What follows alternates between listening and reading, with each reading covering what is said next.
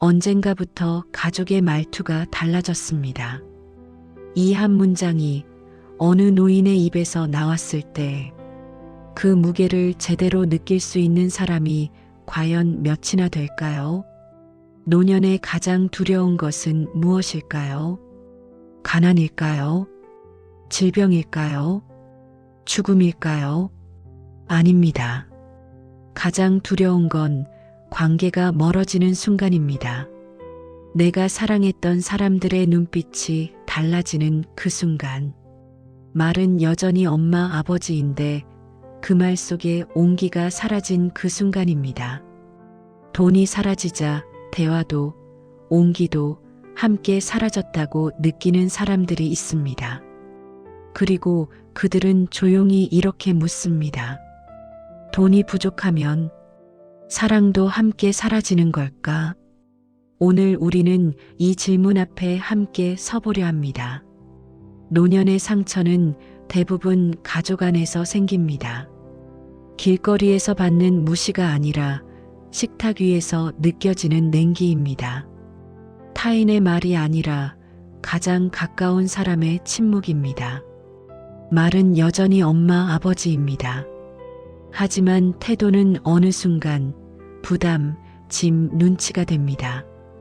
요즘 왜 이렇게 자주 전화하세요? 또 그 얘기예요? 괜찮으시다며 왜 자꾸 말씀하세요? 이 말들 속에는 사랑이 없습니다. 책임은 있을지 몰라도 존중은 없습니다. 빈 통장이 아니라 빈자리, 빈말, 빈 관심이 사람을 가장 아프게 합니다. 존중이 사라진 자리에 남는 건 단절뿐입니다. 그리고 그 단절은 한순간에 오지 않습니다. 조금씩, 아주 조금씩 일상 속에서 쌓입니다. 72세 윤선아 씨의 이야기를 들어보겠습니다. 남편을 먼저 떠나보낸 뒤 윤 씨에게 남은 건 집 한 채와 얼마 안 되는 예금이었습니다. 자녀들은 각자의 삶을 살고 있었고 경제적으로 여유롭지 않았습니다. 그래서 윤 씨는 결심했습니다. 집을 팔았습니다. 그리고 그 돈을 두 자녀에게 나눠줬습니다. 큰 돈은 아니었지만 그녀에게는 전부였습니다. 너희라도 편하면 됐다. 그녀는 그렇게 말했습니다. 그리고 작은 월세방으로 이사했습니다. 처음 몇 달은 괜찮았습니다. 아이들이 고맙다고 했고 전화도 자주 왔습니다. 하지만 시간이 지나면서 그 전화는 점점 줄어들었습니다. 어느 날 윤 씨는 자녀에게 전화를 걸었습니다. 요즘 힘든 일 있니? 그냥 목소리가 듣고 싶었습니다. 하지만 돌아온 대답은 이랬습니다. 엄마, 지금 바빠요. 나중에 할게요. 그 나중에는 오지 않았습니다. 일주일이 지나고 한 달이 지나고 결국 윤 씨가 다시 전화를 걸기 전까지 아무도 연락하지 않았습니다. 명절이 다가왔습니다.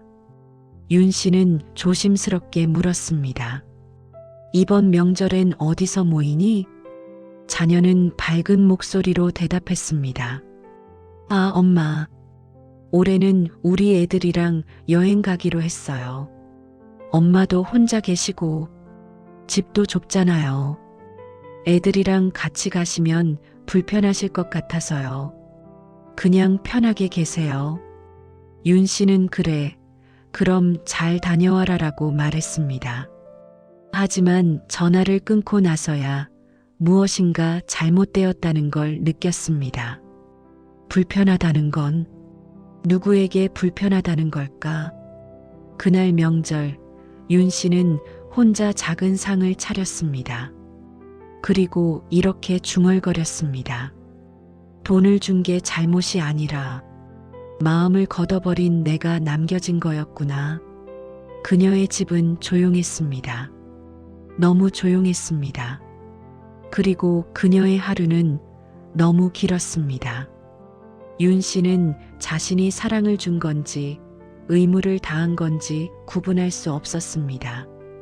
그저 알 수 있었던 건 이제 아무도 그녀를 필요로 하지 않는다는 것, 그리고 그 외로움은 돈이 아니라 관계의 단절에서 온다는 것이었습니다. 하지만 모든 이야기가 이렇게 끝나는 건 아닙니다. 69세 한병수 씨와 문경자 씨 부부의 이야기를 들어보겠습니다. 한병수 씨는 정년 퇴직 후 수입이 크게 줄었습니다. 문경자 씨도 건강이 좋지 않아 일을 그만뒀습니다. 두 사람 모두 경제적으로 여유롭지 않았습니다. 자녀들은 걱정했습니다. 어머니, 아버지, 괜찮으세요? 필요한 거 있으면 말씀하세요. 하지만 한병수 씨 부부는 다른 선택을 했습니다. 돈으로 관계를 지키려 하지 않았습니다. 대신 매주 일요일 아침 두 사람은 식탁 앞에 앉았습니다. 그리고 대화 예산을 세웠습니다. 이번 주에 너는 뭘 느꼈어? 나는 이런 생각이 들었어. 우리 다음 주엔 이거 해보면 어때? 작은 대화였지만 그 대화 속에는 존중이 있었습니다. 서로의 시간을 소중하게 여기는 태도가 있었습니다. 자녀들과의 관계도 달랐습니다. 한병수 씨는 자녀들에게 돈을 주지 않았습니다. 대신 매달 한 번씩 손편지를 썼습니다. 길지 않은 단 몇 줄의 편지였습니다. 이번 달도 잘 지내고 있구나. 내가 건강하다니 아빠는 그것만으로 충분해. 자녀들은 그 편지를 받고 울었습니다. 돈이 아니라 마음을 받았기 때문입니다. 한병수 씨 부부의 집도 조용했습니다. 하지만 외롭지 않았습니다. 왜냐하면 그 조용함 속에는 서로를 향한 온기가 있었기 때문입니다. 두 이야기를 들으며 우리는 묻게 됩니다. 왜 어떤 관계는 무너지고 어떤 관계는 지켜질까요? 가족이 무너지는 이유는 돈 때문이 아닙니다. 돈을 기준으로 말하고 판단하고 기대하는 태도 때문입니다. 돈이 사라지면 가면도 벗겨집니다. 그 순간 우리는 비로소 알게 됩니다. 우리가 나눈 것이 사랑이었는지 아니면 역할이었는지. 부모는 자녀를 위해 희생했습니다. 돈을 벌어다 주고 밥을 차려주고 등록금을 대주고 집을 마련해 줬습니다. 하지만 그 과정 속에서 우리는 한 가지를 놓쳤습니다. 나는 사랑받는 사람인가 아니면 필요한 사람인가? 자녀들도 마찬가지입니다. 부모에게 무엇을 받았고 무엇을 돌려줘야 하는지만 생각했습니다. 하지만 그 사이에서 한 가지를 놓쳤습니다. 나는 부모를 사랑하는가 아니면 의무를 다하는가? 진짜 질문은 이것입니다. 우리는 사랑을 주고받은 걸까? 아니면 역할을 주고받은 걸까? 그렇다면 관계를 지키는 방법은 무엇일까요? 관계를 지키는 기술은 멀리 있지 않습니다. 거창한 행동이 필요한 것도 아닙니다. 단지 작은 태도의 변화가 필요할 뿐입니다. 첫 번째, 조언 대신 공감 한 문장입니다. 그랬구나. 힘들었겠다. 이 한 문장이면 충분합니다. 그럴 줄 알았어. 내가 말했잖아. 이런 말들은 관계를 단절시킵니다. 하지만 그랬구나는 관계를 연결합니다. 두 번째, 기대 대신 인정 한 문장입니다. 내 인생을 존중할게. 부모는 자녀에게 기대합니다. 자녀는 부모에게 기대합니다. 하지만 기대는 실망을 낳고 실망은 원망을 낳습니다. 대신 인정하세요. 상대방의 선택을, 상대방의 삶을. 세 번째, 희생 대신 나를 위한 시간입니다. 관계를 지키려면 먼저 나를 지켜야 합니다. 내가 비어 있으면 줄 수 있는 것도 없습니다. 나를 챙기는 습관이 결국 관계를 살립니다. 돈이 아니라 말과 태도의 루틴이 관계를 되살립니다. 이제 우리는 알아야 합니다. 돈이 있어야 편안한 관계가 됩니다.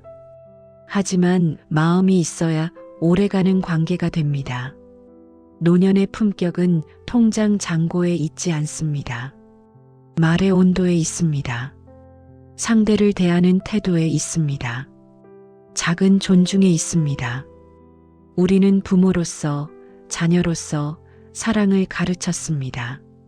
하지만 이제는 나 자신에게 존중받는 삶을 가르칠 차례입니다. 더 이상 필요한 사람이 되려 하지 마세요. 사랑받는 사람이 되세요. 더 이상 역할을 해내려 하지 마세요. 있는 그대로의 나로 존재하세요. 그것이 진짜 노년의 품격입니다. 지금 떠오르는 얼굴이 있습니까? 오늘 단 한 문장만 건네보세요. 잘 지내고 있지? 그 한 문장이 관계의 생명줄이 될지 모릅니다. 노년을 지키는 건 돈이 아니라 연결입니다. 외로움이 아니라 관계의 온기입니다. 당신의 노후가 돈이 아니라 사람으로 채워지길, 계좌 잔고가 아니라 마음의 온도로 기억되길, 그렇게 따뜻하게 마무리되길 진심으로 바랍니다. 오늘 이야기가 작은 울림이 되었다면 좋아요 버튼으로 공감을 나눠주세요. 그리고 구독을 통해 더 많은 따뜻한 이야기와 함께 해주시길 바랍니다. 당신의 하루에 따뜻한 관계가 함께하기를. 시청해주셔서 감사합니다.